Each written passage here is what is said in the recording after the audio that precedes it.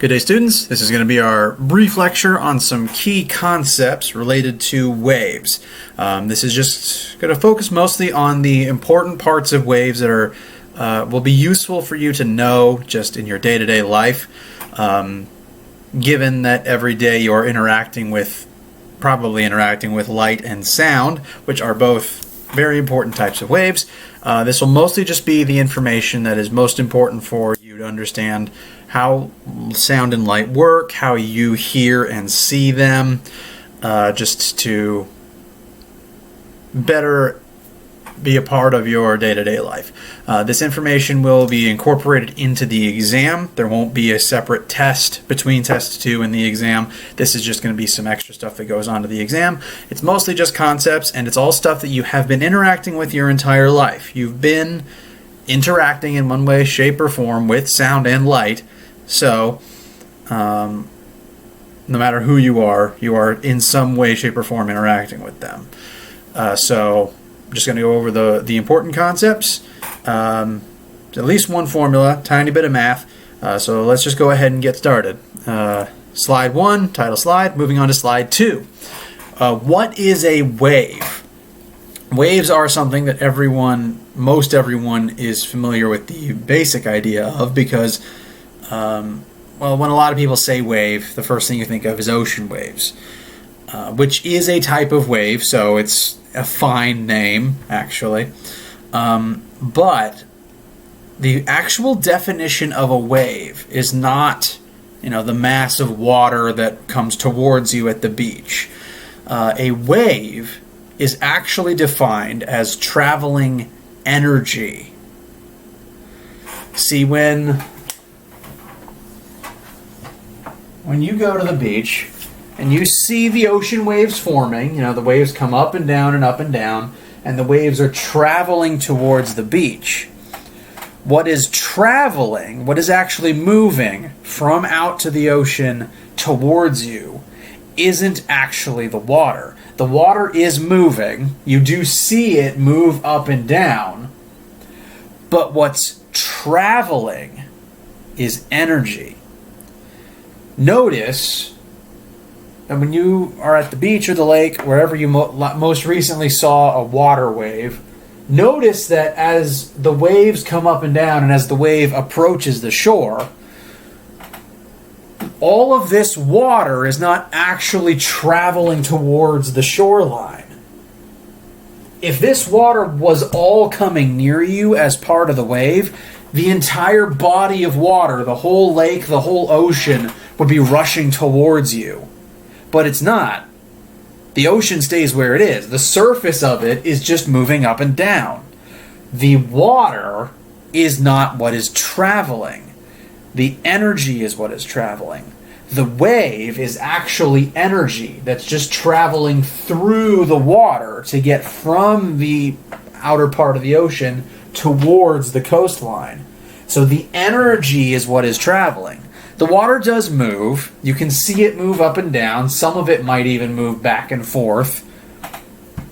But the water doesn't really travel. It's not going to...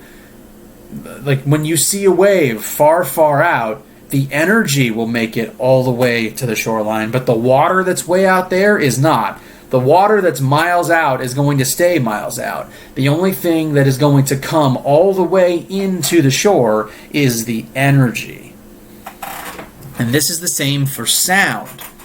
Sound is also a wave, and so every time I speak, what I'm doing is my vocal cords begin vibrating. That vibration puts energy into the air around me. That energy makes the air begin shaking. And that basically, when you drop, say, a stone in a pond, the second the stone hits the surface of the water, it creates a ripple outwards in all directions.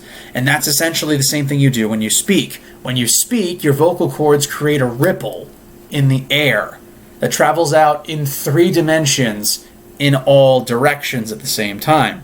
I'm creating a ripple of sound that emanates outwards from my vocal cords. Now, sound waves and ocean waves are both mechanical waves. I'm going to define that for you. Mechanical waves.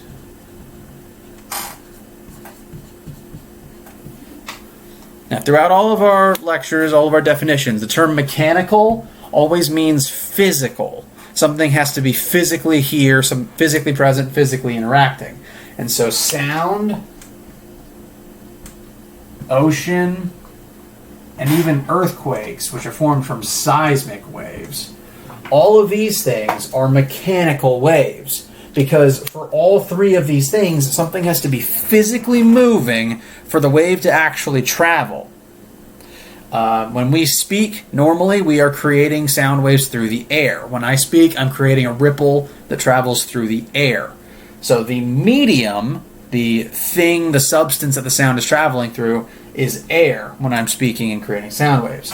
Ocean waves, that medium is the ocean. The water of the ocean is moving as the energy moves across the ocean's surface. Seismic waves, earthquakes, is a wave that starts deep down in the core of the earth or at a tectonic plate. And that is a wave that travels through the actual earth. It makes the earth itself begin shaking. Energy travels from the source of the earthquake outwards in all directions through the very ground of the earth. All three of these things require a physical object to be physically present: air, water, and earth. So all three of these types of waves are mechanical in nature because they need a physical mechanical medium to travel through. And with these types of with all types of waves, the energy is what is traveling. Notice, when I speak and I create that ripple, the only thing that actually goes from me to your ear is the energy. I'm sending energy through the air to your eardrum. I'm not sending air from me to you because I would just be creating wind the entire time. But every time I speak, I'm not creating gale force winds out in all direction. I'm not sending the medium towards you. I'm just sending the ripple towards you. I'm just making energy travel through the medium. And so all waves, in some way, shape, or form, is just traveling energy. Mechanical waves, specifically, are energy that travel through a physical mechanical medium. Sound waves travel through the physical medium of air. Ocean waves travel through the physical medium of the sea. And seismic waves travel through the physical medium of the earth itself. Excuse me, everybody. Allergies. So, waves are traveling energy. That energy will make the medium it is traveling through oscillate. And oscillate is just a fancy science word for shakes back and forth.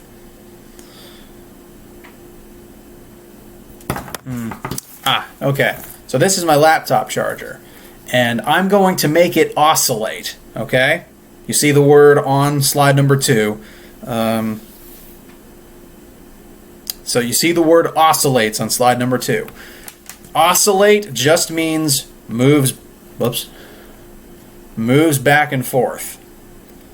So right now I'm turning my computer cable into a pendulum. And a pendulum just moves back and forth. Right now it is oscillating. So it's just moving back and forth. These physical waves, the medium that the wave travels through is also just moving back and forth as the wave travels through it.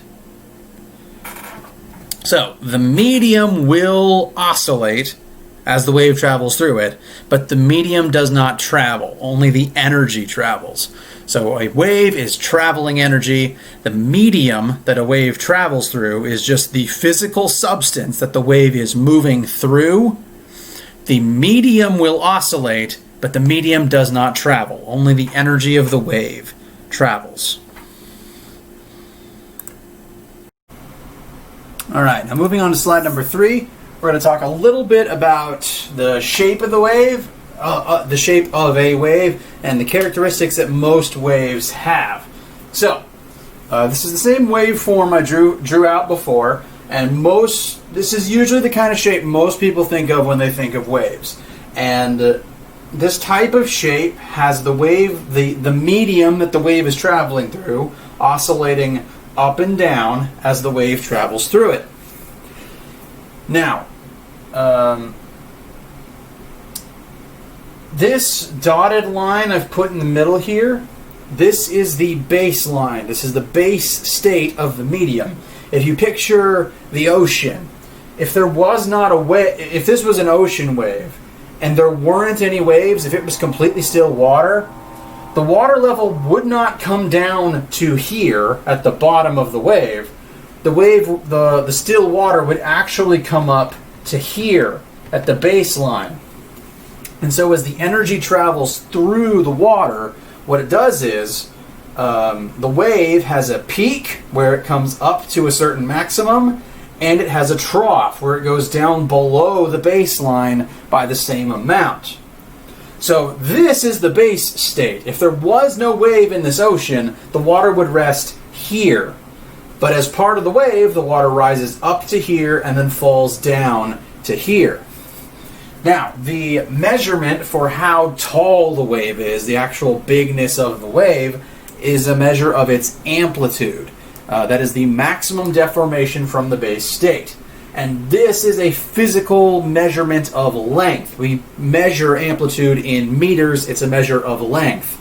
If you had a wave in front of you and you could take a tape measure to measure its height from the base state, that would be its amplitude, its physical height. It's measured in meters. Now, you can measure amplitude by going from the base state to the top of the wave. You can also measure amplitude by going from the base state down to the bottom of the wave.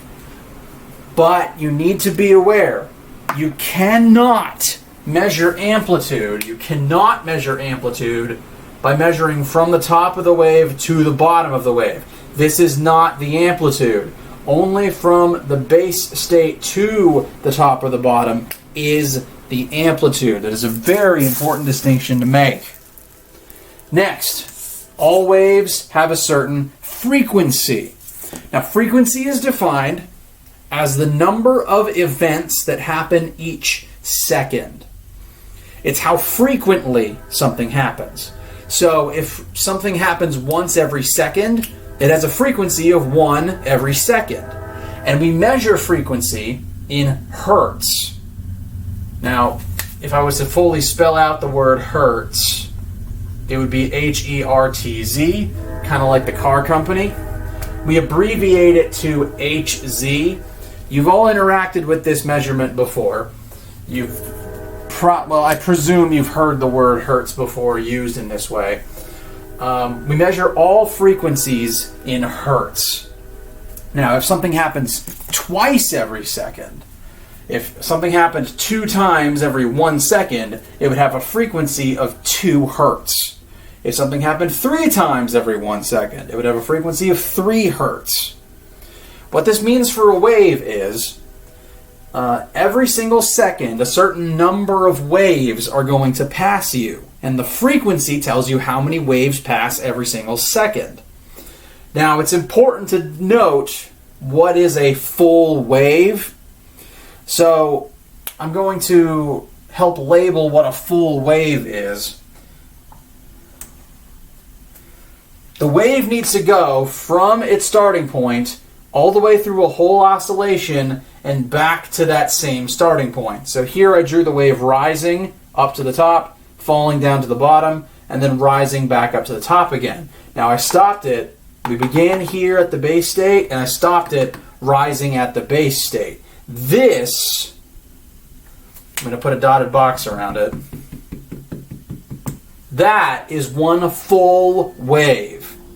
This is one whole wave length. That is the length of a single wave. This is a single full oscillation, a full back and forth. The frequency of a wave tells you how many times in a single second just this one part of it will travel past you. Now, we've got 2 full wavelengths here because we go from medium rising to medium rising, and then we do that one more time. There's 2 wavelengths on this board right now. If all of this passed by you in 1 second, this wave would have a frequency of 2 hertz. So frequency tells you how frequently something happens, how frequently a whole wave passes you. Subsequently, say that only this much passed you in a single second. That's half of a wave, so it would be half divided by 1, half a wave every single second, so that would be half of a hertz. Now the opposite of frequency is period. Period is just the number of seconds it takes for a whole event to happen.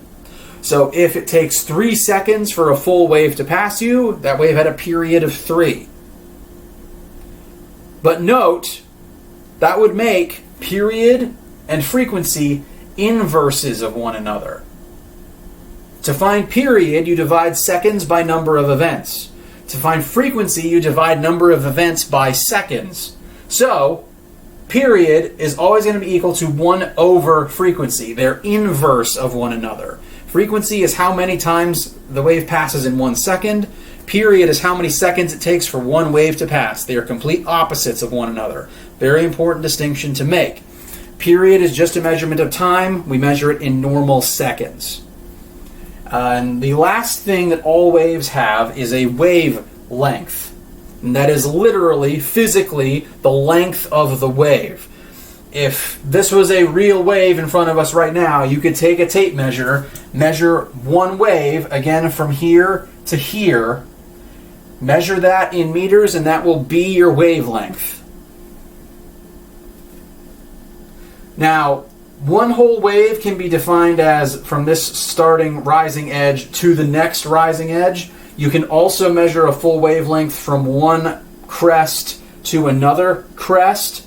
You can also measure wavelength from one trough to the next trough. As long as you are only measuring one full waveform, you're measuring the wavelength. All of these have the same wavelength. And so those are the 4 characteristics that every single wave has, the measurable characteristics that every wave has to some extent. Okay, so all waves are traveling energy, and that energy has to travel at a specific speed. In order to be traveling, you have to be moving through 3D space at a specific rate. So all waves have a speed. Now, the speed of a wave depends on what kind of wave it is and what medium it is traveling through. So those two things will determine how fast a wave is moving. But there's a different formula that we can use to find wave speed. Wave speed will always be constant for a specific type of wave within a specific type of medium. And we have a formula to be able to calculate it. That formula is the velocity of the wave speed, v, is equal to the wave's frequency. Again, that is the number of waves that pass every second. Frequency measured in hertz times the wave's wavelength measured in meters. And this formula will tell you the wave speed of any wave as long as you know its frequency or its wavelength. Additionally, since period is equal to 1 over frequency, there's another version of this formula that works as well, and that would be wavelength over period. Both of those work just fine. Both of those work exactly the same. This information is on slide number 4.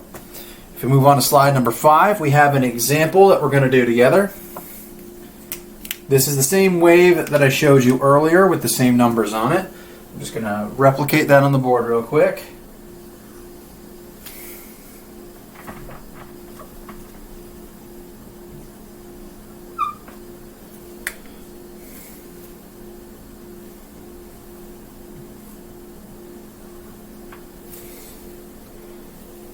Alright, so we are told that on this particular wave, from this point to this trough, this is a trough, this is the bottom of the wave, is 5.2 centimeters. We are also told that the distance from the bottom to the top is 8.26 centimeters. and this is the wave we're going to be examining. We are asked, one more thing. We are actually told that this wave's frequency is 18 hertz. So that means every second, 18 of these waves is going to pass you by. We are asked to find amplitude, wavelength, period, and wave speed.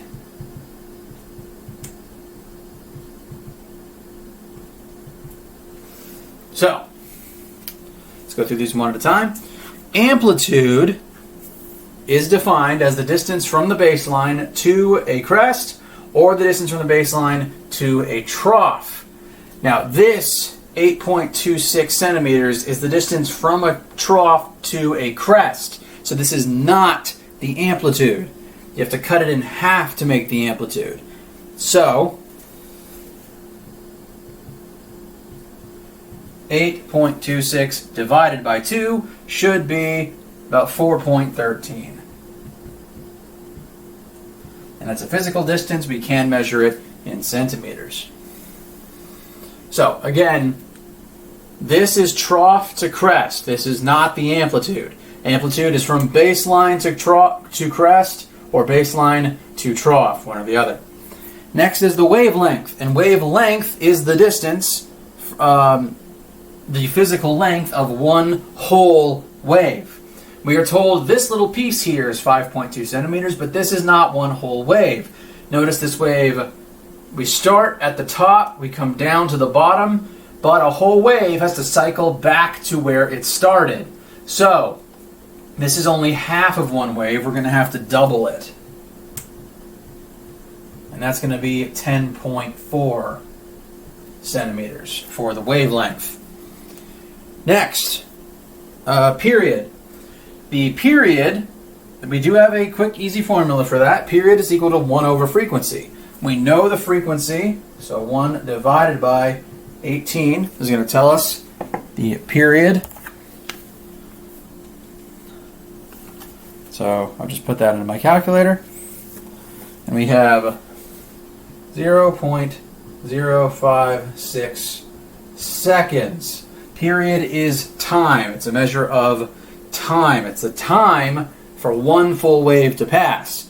So high frequency will always mean low period because they are inverses from one another. High frequency means each wave takes a very small amount of time to pass by. High frequency means very, very fast. And while low frequency will mean high period, so low frequency means very, very slow. Last thing we have here, wave speed. Wave speed is equal to frequency times wavelength. Our frequency is 18, our wavelength is 10.4. But there's one more quick thing we have to do. We have just plugged in 10.4 centimeters. We want to convert everything to base units. So we're going to plug in 0.104 meters. Got to convert that to meters first. And that will give us our final answer, a wave speed of 1.872 meters per second. If you didn't convert that, your answer would be in centimeters per second, and it would be about 100 times too big. Something to be aware of. So, all waves have a wave speed. That speed depends on what kind of wave it is and the type of medium that that wave is traveling through.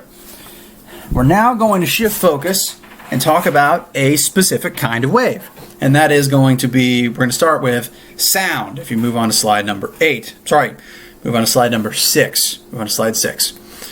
So, sound waves. We've been talking about mechanical waves. Sound is a mechanical wave. The physical medium of the air needs to vibrate, needs to be there for the sound to travel through in order for the sound to actually propagate and get from point A to point B. This is one reason why, in a lot of movies, people say that you cannot hear sound in space. In space, there is no air. There is no medium for sound to travel through in space. And so space, to humans, is silent because there's no medium through the vacuum for sound to propagate. We can only hear sound on Earth because there's air for that sound to travel through. So sound is a mechanical wave. It is also a longitudinal wave. What longitudinal means is instead of oscillating up and down as it travels back and forth, so when I snap my fingers and sound travels out in this direction, sound doesn't make the air shake like this. It doesn't make the air shake up and down as the wave travels out from my snap. Instead, it's like a ripple. The sound sort of comes out and makes the ripple shift back and forth in the same direction. So sound is a longitudinal, that tells you what shape it is. It is also mechanical, that tells you it requires a physical medium. And the way that we hear sound is when sound waves, which are physical ripples in the air, when those waves travel through the air and strike your eardrum, they make your eardrum start shaking like the surface of a literal drum. When you hit that, those vibrations transfer into your eardrum and make your eardrum shake. And that shaking is then interpreted by your nervous system as sound.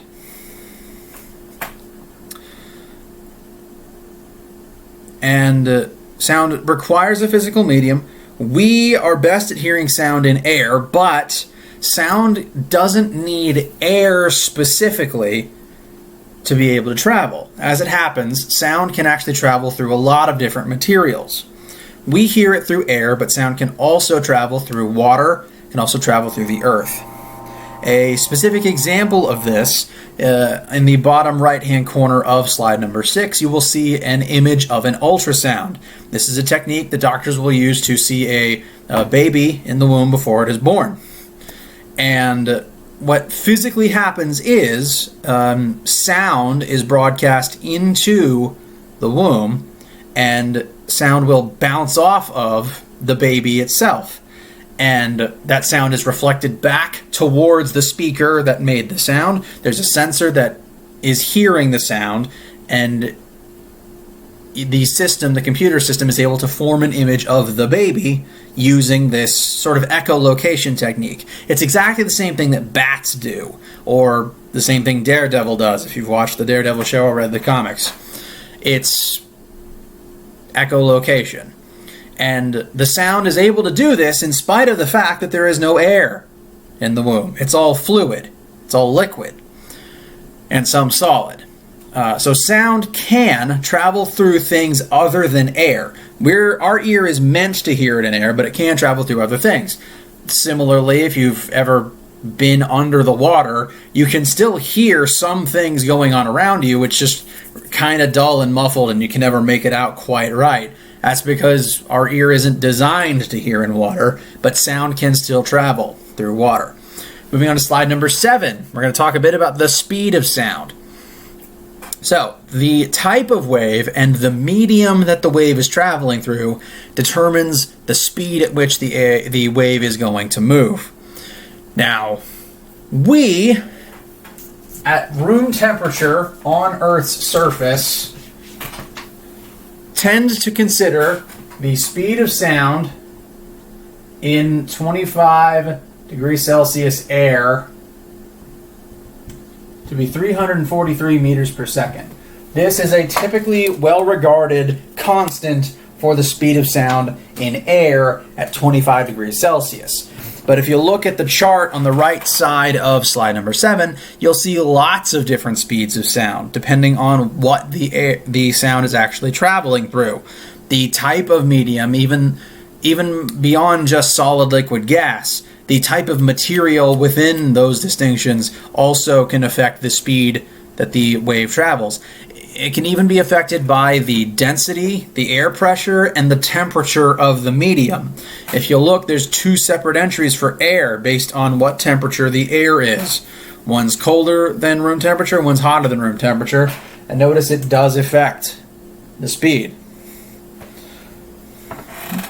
Now, within a certain medium, all sound will travel at the same speed. So, at room temperature, all sound will travel at this particular speed, 343 meters per second. Notice, though, in the liquids section of the table, most of those speeds traveling through liquids, namely water, are faster than the speeds you would see in the gas part of the table.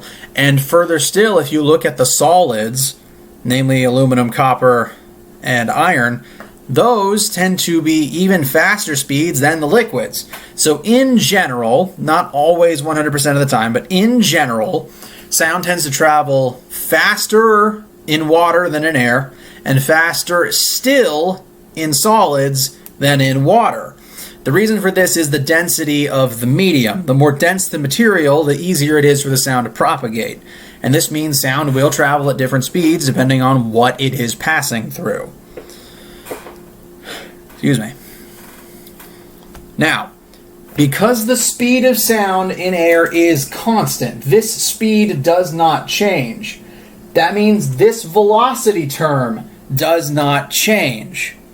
So, when you hear sound, there's lots of different sounds you could be hearing. Everyone has a different voice. Any two objects hitting each other make a specific sound. There's music and instruments, and any possible thing has its own unique noise. Every different type of sound you have heard has a different frequency, or a different combination of frequencies that create the overall sound. So when you hear different sounds, there's different frequencies hitting your eardrum. Now, all sound waves have the same velocity if they're moving through the same material at the same temperature. So, if you change the frequency of a sound wave while velocity stays constant, that means that the wavelength has to change instead of the velocity. Velocity stays the same. So if you change frequency, you will change wavelength. If I was to double the frequency of a sound wave, velocity would stay the same because it's still a sound wave. That means I would have to cut the wavelength of the wave in half. If this doubles, this has to be cut in half so that those changes cancel out and you still get the same velocity. That means that every single frequency of sound has a corresponding wavelength of sound. Every frequency has a matching wavelength that are always fundamentally linked. And the one frequency matching its one wavelength will always multiply together to create 343 meters per second in room temperature air. So, we're going to talk a little bit about this in another example. So, a good example of the speed of sound in normal everyday life has to do with thunder versus lightning. I hope that most of you have heard this type of situation before, but you've probably noticed that you're usually able to see lightning before you hear the corresponding thunderclap. At some point in your life, you've probably looked off into the distance, seen a lightning strike, but you didn't hear anything until maybe 1, maybe 2, maybe 3 seconds later, and then you heard the thunder. This happens because what you see, when you see the lightning, you're seeing light. Light travels much, much faster than sound. Light is the fastest known thing in the universe that we have interacted with. Meanwhile, sound is actually very slow, especially when compared to light. So if you consider that the light traveling from the lightning to your eye, if you consider that to be about instantaneous, it's going to take the sound from the thunder created a certain amount of time to catch up. And you can use that to help you figure out how far away from you the lightning bolt was. So, we're going to do that right now in this example. How far away is a storm when you see a lightning bolt from this storm, and the time that you see the lightning bolt, you start a stopwatch, and it takes 6.4 full seconds for you to be able to hear the thunder.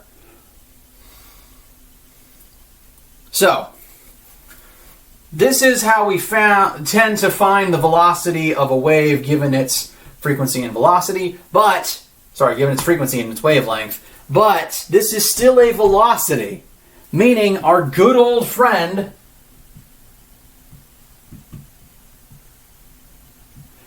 velocity equals delta x over delta t still works. This is still velocity, it's still displacement over time.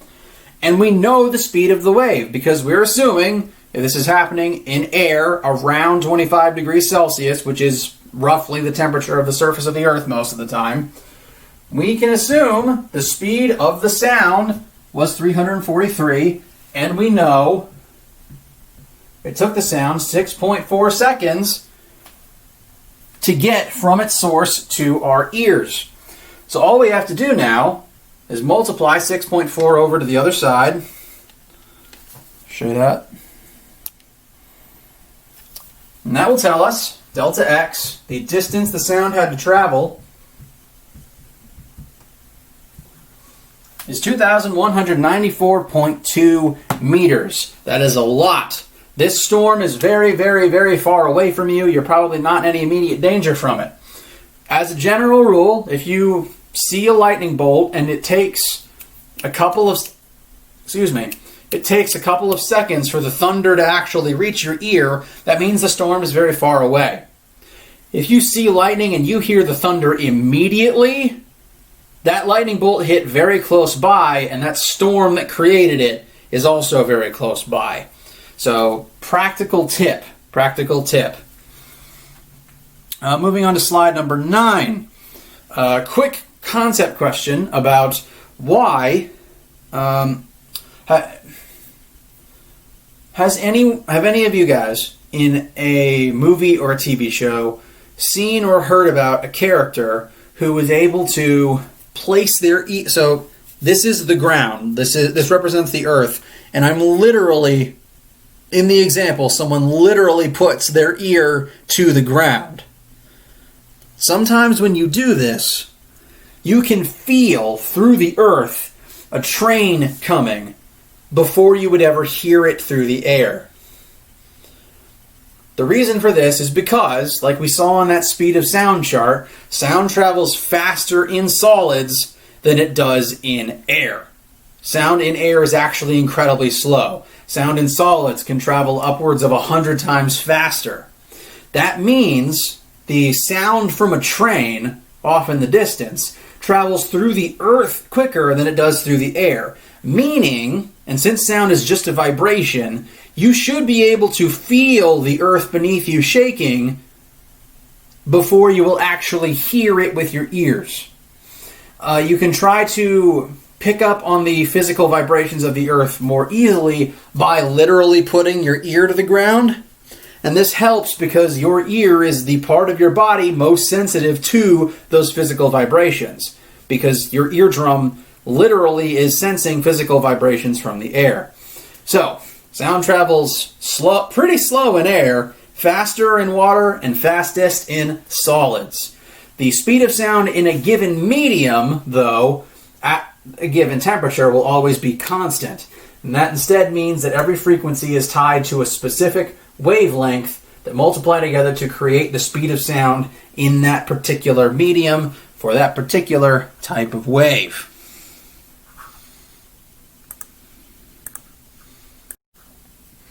Okay, so we've been talking about waves in general, we've been talking about sound. Now we're going to switch gears and start talking about light. Now, we've talked about sound as being a physical, mechanical wave that requires a physical, mechanical medium. Same with ocean waves, same with seismic waves, etc. But light is a very different type of thing, because even though there's no air in space for sound to move, light can still propagate through the void of space. You know, the sun is very far away from the earth, and yet we get all of our light from the sun. So the light from the sun is able to travel through the vacuum of space in order to get to Earth. Sound can't do that, but light can. That's because light is a very different type of wave. Light is not a mechanical wave at all. This information is on slide 10, by the way. Light is not a mechanical wave at all. It is actually an electromagnetic wave. Whereas mechanical waves are physical, mechanical waves require a physical object for the wave to be able to travel through it. Electromagnetic waves don't. An electromagnetic wave is sort of a self-contained unit that, once it is created, will just keep traveling in the direction it was fired in forever until something happens to it. Light is not the only kind of electromagnetic wave. All electromagnetic waves, including light, are made up of an electric field and a magnetic field that are oscillating in tandem. That's why they're called electromagnetic waves. If you move on to slide number 11, if you are looking at the slide in presentation mode, you'll see that the image on the upper right-hand side is actually a GIF, and it shows an animation of how we understand light to be. Now, that particular, we call a single, I guess, beam of light a photon. A single photon is in fact made up of two separate waves oscillating together, an electric wave and a magnetic wave. Now,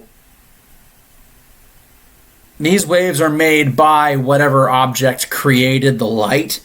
And so something like the sun, which is always giving off light, is a very large electrically charged magnetic object that is able to create both of these fields at the same time. Those two fields intertangle and start traveling together, and that's what light ultimately is. I don't want to get bogged down too much in the details because talking about what light physically is can get pretty out there. What we do understand is that light is a wave, or at the very least has wave-like properties. It is an electromagnetic, it is definitely not a mechanical wave. We classify it as an electromagnetic wave, which gives it different properties to mechanical waves, but at the same time it still exhibits behaviors akin to all other types of waves. Moving on to slide number 12. Again, light is funny. It's hard to study it directly because you can't really freeze a photon in time. You can't really freeze light in a place to be able to study it. You don't see photons shooting all over the place around you. You only see the light as it enters your eyeball and strikes the back, which your brain is then able to interpret as sight. If a photon was to fire back and forth right in front of me, I could never see it because that photon isn't hitting my eyeball. We can't see the photons until it's in our eye, at which point we can't really observe it objectively anymore. So that's what makes light very hard to study directly. So instead, we have to study things that make light and what light itself does. We have observed certain behaviors that light has. Light exhibits wave-like behaviors like sound. It has a frequency, a wavelength. It engages in the same interactions that sound can, and it travels at a constant speed in a given medium. Now, light doesn't need a medium in order to travel. It can travel through the void of space, but it can still travel through a medium. For example, all the light you've ever seen had to travel through a medium because your eyes are currently surrounded by air. Every photon presently entering your eyeball has to travel through air to get to your eye. Light can travel through air, light can travel through water, light can travel through glass. So light can move through a medium, it just doesn't have to. And we know that the speed of light is constant, and we know what the speed of light is. Now, the calculation on the bottom of slide 12 is not a calculation you're going to have to do. It's just where we got the number from. So the variable c is what we use as the speed of light. It's a known constant. It has its own variable, kind of like how we have g as a variable to represent the acceleration due to gravity. It's a universal constant. The variable for it is c. And we calculated that by taking, again, you don't need to worry about the formula. I'm just explaining it. We found it by dividing 1 by the square root of the permittivity of free space times the permeability of free space, which was done by some very smart people. Thankfully, we don't have to do it anymore because we have this number. I've rounded up the number on the screen. I tend to do that for simplicity's sake. The speed of light, we consider the speed of light to be a constant everywhere in the universe, and that constant is 3 times 10 to the 8th meters per second. Every single second, light can travel 3 times 10 to the 8th meters. That is, confusing myself, that is 300 million meters every single second. Keep in mind, when I wrote down the speed of sound in air a second ago, it was only 343. Light is about... Light is several 100,000 times faster.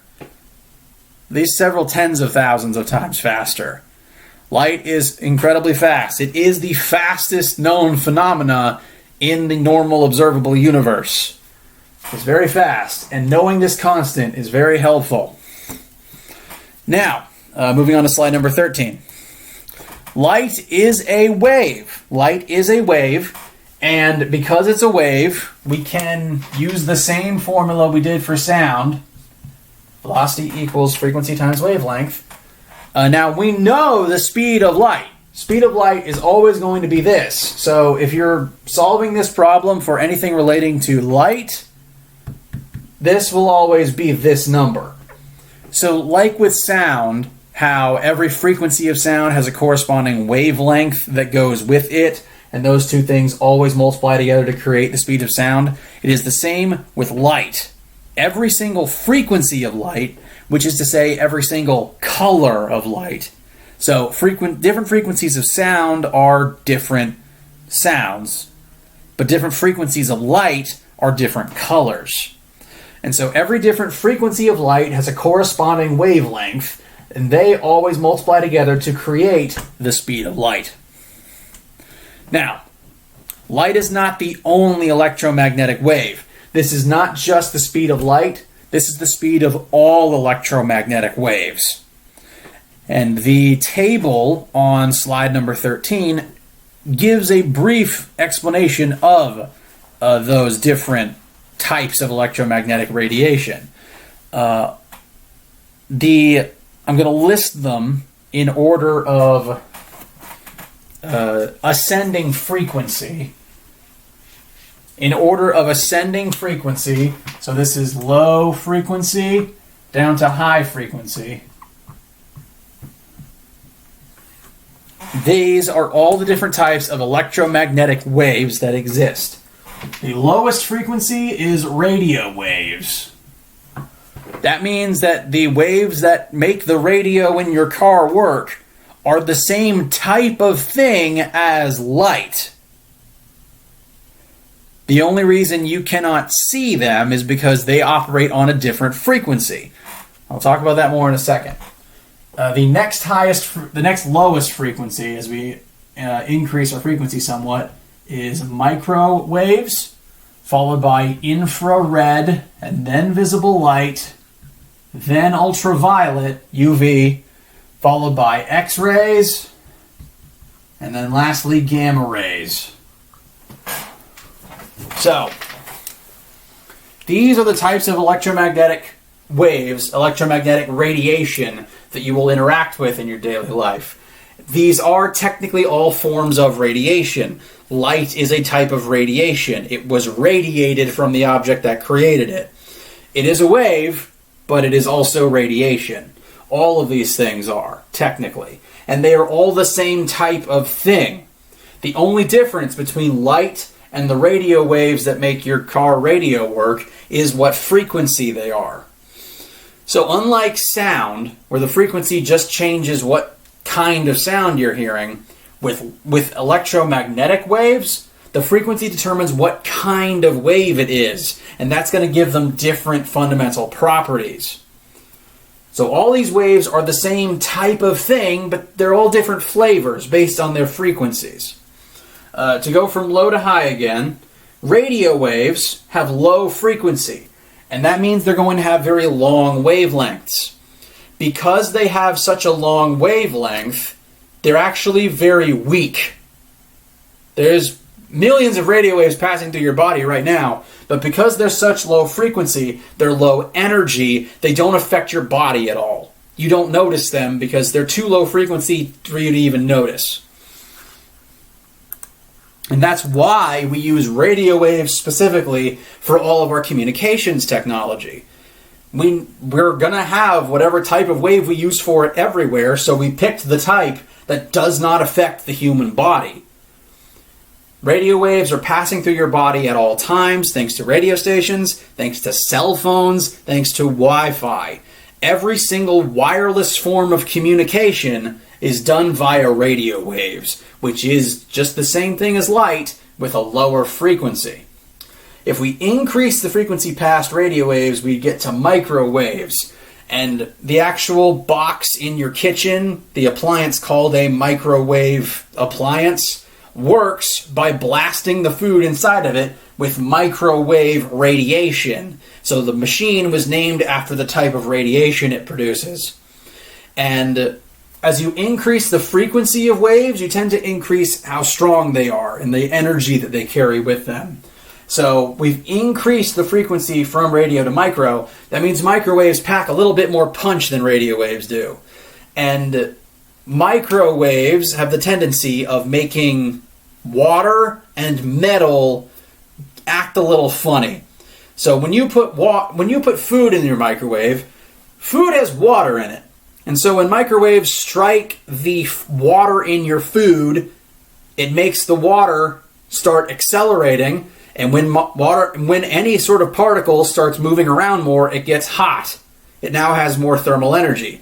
So the reason your microwave works is because it is blasting your food with radiation that makes the water in your food heat up. And then that heat transfers into the rest of your food. It also does the same thing to metal, which is why you never put a fork in the microwave. Or anything made of metal, really. Now, it only works on those two things. Which is why if you put a ceramic plate in the microwave or a glass cup and you turn the microwave on and those are the only things in it, nothing happens. Because this type of radiation only affects water and metal. So that's why the appliance called a microwave does what it does.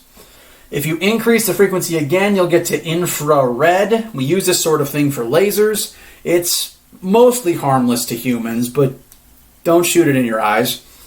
It's called infrared because this is the frequency that is just beneath red-colored light. Now, we cannot see infrared. It's too low frequency for the human eye to notice, but it is almost the same frequency as red light.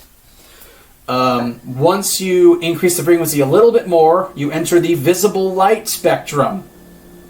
All light you can see with your human eye falls within this band of electromagnetic radiation. And this has its own spectrum inside of it for all of the different colors of light you've ever seen. So, the lowest frequency color is red, followed by orange, then yellow, then green, then blue, then violet. Notice it goes in order of Roy G. Biv. So, red is the lowest frequency light, purple is the highest frequency light. And as you increase frequency through the light band, you'll just change what color you're looking at. So every different color you've ever seen is a different frequency of light entering your eyeball and striking the photoreceptive cells on the back of your eyeball. Once you're at violet light, if you increase the frequency a little bit more, you'll increase it past what the human eye can see, and then you become... it's ultraviolet light. That means it is higher frequency than the violet light we can see. This is what causes sunburn. So again, the higher frequency you go, the stronger the wave tends to get. And so, again, just be careful with excessive UV rays. Higher frequency still from UV is X-rays. These are getting really powerful now. These are powerful enough to where they will pass through your body, but we've now entered what's called ionizing radiation. This is the stuff that can cause damage when it passes through you. X-rays are okay in small doses, but, just over long-term, prolonged exposure to X-rays can be dangerous. The way that our X-ray machines work is they will shoot X-ray waves at your body. They will pass through your body, except for your bones. And then there's a sensor on the other side of you that detects all the rays that made it through you, and it uses that to form an image. Basically, your bones block the radiation, and you're seeing what radiation didn't get blocked, which is why we can see the bones in the X-ray image. If you increase the frequency from X-ray to gamma rays, we're now super high frequency, super high energy. Gamma rays are very dangerous. These are the ones that are, like, famously, this is the type that in Marvel Comics created the Hulk. This is the type that we use for any experiment that we usually think of as radiation. When we think of something as radioactive, we usually think it's giving off gamma rays. These are the most dangerous ones. But that's not to say that all gamma rays are immediately deadly. There's gamma radiation all around you all the time, because the sun doesn't just give off light, it gives off all of this. There's constantly every single type of radiation coming towards the Earth from the sun all the time. You're getting this sort of radiation from space, you're getting it from every object around you. Your bones even produce one gamma ray every second, just due to the natural radioactive decay of the calcium in your bones. Gamma rays are only dangerous in high doses. Pretty much like anything, it's only dangerous if you go over the toxic limit. You don't want to have too much gamma rays, but your body is acclimated to a certain amount of them. There's always going to be a certain amount of gamma rays around you all the time. It's as long as it's the low dose your body is used to, it's going to be fine. But these are all types of electromagnetic radiation. They are all electromagnetic waves, and therefore they all exhibit wave-like behaviors. Moving on to slide 14. Again, summary of the same kind of information, bringing back to the formula for the speed of light, or the wave speed formula, excuse me. And it lists a table of every color of light, and it gives you, it lists the corresponding frequencies and wavelengths for each of the colors. Notice again on this table, the red has the lowest frequency, violet has the highest frequency. Therefore, conversely, red will have the largest wavelength, violet will have the smallest wavelength. Now, it is, again, very hard to see and measure a single photon by itself. We cannot see photons shooting out around us. We can only see what enters our eyeball. And even then, you're not seeing the photon. You're just seeing what the photon bounced off of.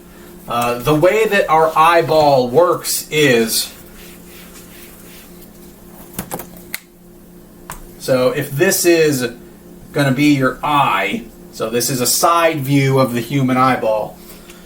Say you're looking at an object, and I'm a physicist, so the best thing I can draw is a stick figure. Physicists can't draw. If you're looking at this person, light is going to strike this person and bounce off of them. So there's going to be photons coming in from every possible direction that are going to hit this other person. And something that waves can do when they strike something is reflect off of that thing. So, we're going to begin talking about wave behaviors. These are some of the things that waves can do, usually when they strike something. Because of that, we call them wave boundary interactions, because it's what waves do when they hit a boundary, when they hit a new object. The three that we're going to talk about are reflection, refraction, and absorption. So first, moving into reflection, whenever light hits something, there's a chance that light is going to bounce off of that object. Whenever any wave hits a surface, there's a chance that wave will bounce back off of it. For sound, this is what creates echoes. For light, this is what lets us see things. Because incoming light will bounce off of something, and then it will enter our eyeball. So what you're seeing is light that bounced off of a person. And as a general rule, the light that bounces off of something is the color that you see. Right now I'm wearing an orange shirt. And so when I look at my shirt, there's light coming in from the lamp over there. That light is going to hit my shirt. The orange light is going to bounce off of my shirt, and when it enters my eye, I see orange. Every object tends to reflect the color that it is. Additionally, you'll see on slide 16 now, there's a little rule about how waves will reflect. They tend to bounce off at the same angle they came in at. So if you shoot light into a surface at a specific angle, it will also bounce back off at the same angle. You probably observe this most often with mirrors. If you're looking straight at a mirror, the light is bouncing from your face into the mirror, off of it, straight back at the same angle, and then into your eyeball. And if you've ever looked at a mirror from the side, the light from you will bounce off of the mirror at the same angle and go that way. Similarly, light coming in from that angle will bounce off of the mirror and then come towards you. So if you ever look at a mirror from the side, you don't see yourself, you see whatever is in that direction of the mirror. So, reflection is one of the wave boundary interactions, and so whenever a wave hits an object, there's a chance it might reflect. One more thing about reflection is every single object reflects, not just mirrors. I'm reflecting light right now. That's why the camera is able to see me. Every single photon that the camera is recording of me came from the lamps near me. Those photons hit me, bounced off of me, and entered the camera. I'm not a mirror, and yet I'm still reflecting. All objects can reflect, but they don't all form mirror images. If you move to slide number 17, you'll see that objects that are very smooth tends to allow photons striking them to bounce off nice and uniformly at the same angle they came in at. But if a surface is very rough, incoming light tends to bounce off a lot more chaotically because the surface is not smooth. This is the difference between why a mirror reflects a perfect image versus why everything else doesn't. The smoother a surface is on the atomic level, the better it will reflect light all together in the same direction, the easier it will be to see an image in the surface of that object. The rougher something is, the less likely you'll be to be able to see a reflection in its surface. So most surfaces on the atomic level are very rough and bumpy and won't form mirror images, like, my shirt or this wall. Anything that doesn't form a mirror image, anything that doesn't act as a mirror, is bumpy on the atomic level and does not form a normal mirror image when light bounces off of it. Light is still bouncing off of it, it's just shooting off in a bunch of random directions such that a normal mirror image does not form. Moving on to slide number 18. There's a different type of wave interaction. So we've been talking about reflection. We're now going to talk about something else that light and sound can do, and that is refraction. Refraction. So, in the pictures on slide 18, you'll notice objects sitting half in liquid in a cup made of glass. And notice at the surface of the liquid, it kind of looks like the object shifts a little bit. Now, those are normal objects. It's a normal popsicle stick, it's a normal spoon in the cup, but the light at that intersection is bending somewhat. So, the refraction is another thing that waves can do when they hit a boundary. And so, when waves hit a boundary and they're able to pass into it instead of bouncing off of it, they will often bend a little bit and change directions slightly. And that is what causes the phenomena you see there. And I urge all of you to try it yourselves. Get a transparent glass, fill it with water, put a spoon in it, observe for yourself that you can kind of see it bending a little bit. You probably noticed it yourself before with straws at restaurants, or the ice cubes in your glass, or even with your own body, if you're sort of standing half in and out of a body of water, you notice that at the water's edge, your legs sort of bend in a way that they're not supposed to, or at least it looks like they do. That's because when light enters, well, when any wave enters a new surface, it bends somewhat. A very dramatic example of this, you can see on slide 19, that is sort of the extreme version of this. That person is not decapitated, it's just the light from under the water is bending very extremely as compared to the light that you see above the water. So it's just that is just an optical illusion due to light refracting when it enters and exits the water. This refraction is what causes lenses to work, because when light enters a lens, it is entering a new medium. When you hit a lens, you are hitting an object that you were not in prior. And so when you hit a lens, that causes the light to bend in a specific way. And this is what happens with your eyeball. The surface of your eye is a lens. It's designed so that it causes light to refract, so that it will focus the light into a specific part of your eye.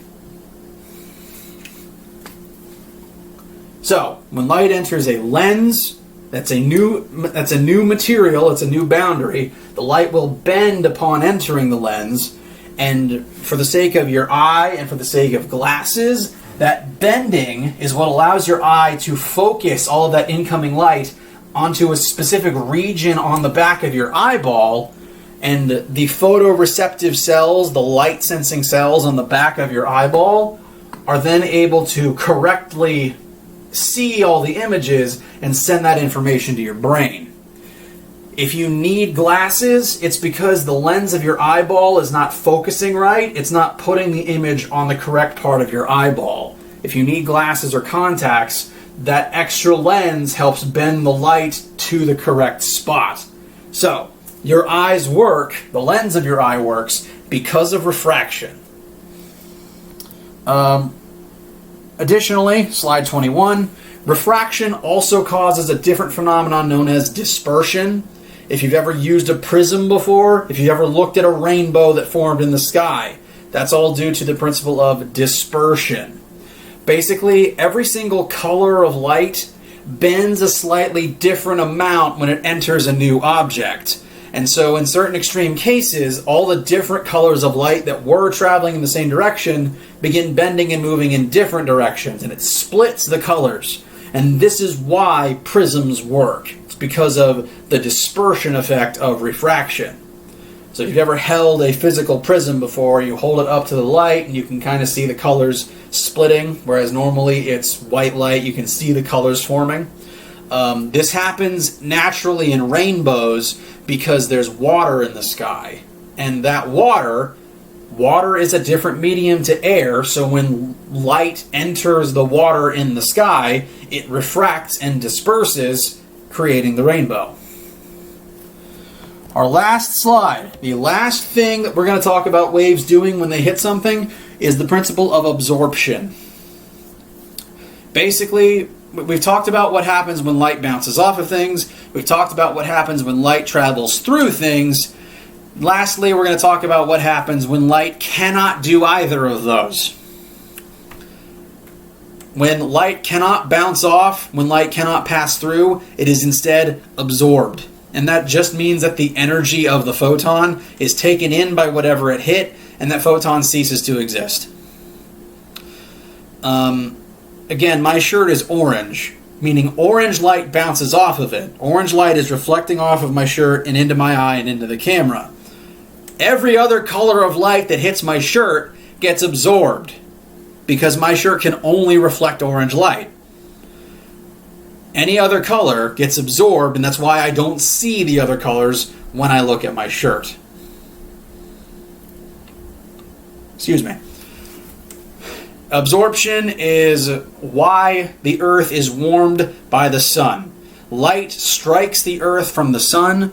Everything around us, the ground, the trees, the air, absorbs some of that energy from the radiation of the sun and gets warmer. Whenever something absorbs light, that energy tends to become thermal energy and makes you warmer. This is why when you put something outside on a hot day, it heats up dramatically, because it is absorbing energy from the light. You have all interacted with this before. I'm just defining absorption as a wave boundary interaction. This is why your car heats up, because it is absorbing energy from the light. This is why other colors of light are absorbed into an object and you only get reflected back the color that that object is. This is also partially why solar panels work. They absorb energy from the light. So, that is everything that you should know about waves. Just some basic knowledge to help hopefully explain and enrich your life on this planet. This information will just get incorporated into concept questions on the exam.